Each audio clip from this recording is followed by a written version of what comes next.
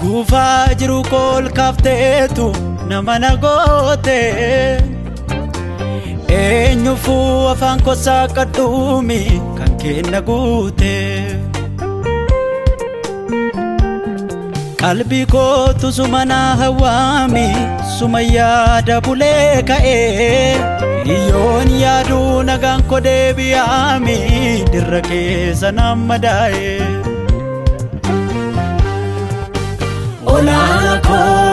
galata keefani afaan ko saaka Olana ko iddoon ofii qabne mana keetan fiiga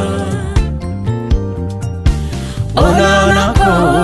sammuu si dagatu qaramiti doofa Olana ko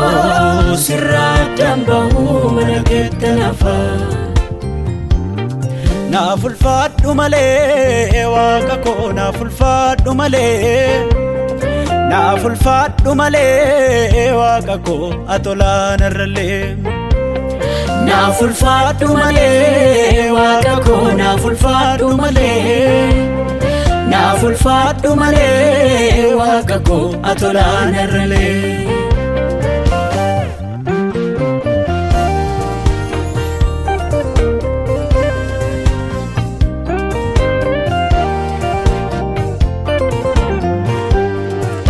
Harki waraaname barruu keessa dhiigni cobu kan keedha harkichi kan koo fayyaadha madaan qabu Harki waraaname barruu keessa dhiigni cobu kan keedha harkichi kan koo fayyaadha madaan qabu Kana akkasi godhee jaalala kooti Ibbaattee na baaftee qoda cubbuu kooti Kana akkasi godhee jaalala kooti Ibbaattee na baaftee qoda cubbuu kooti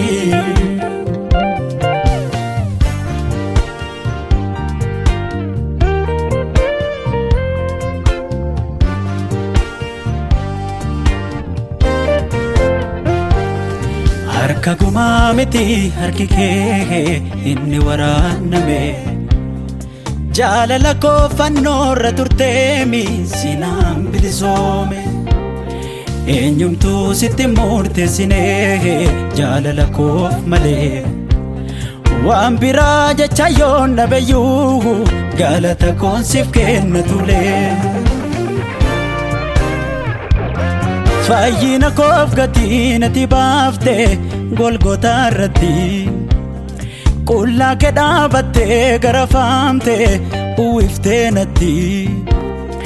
Isan xuruurfadhee imimmaan koon arguun dandeenye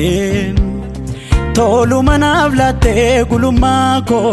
jireenyaan banne Fayyina koof gatii natti baafte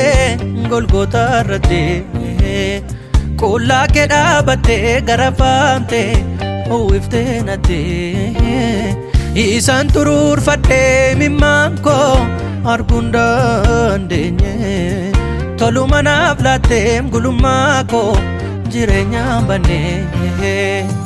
Naaf taate karaa hundaani natti hin taane firalkaani sin jaalladheem dhugumaani Naaf taate karaa hundaani natti hin taane firalkaani sin jaalladheem dhugumaani Naaf taate karaa hundaani nattin taane firalkaani sin jaalladheem dhugumaani naaf taate karaa hundaani nattin taane firalkaani sin jaalladheem dhugumaani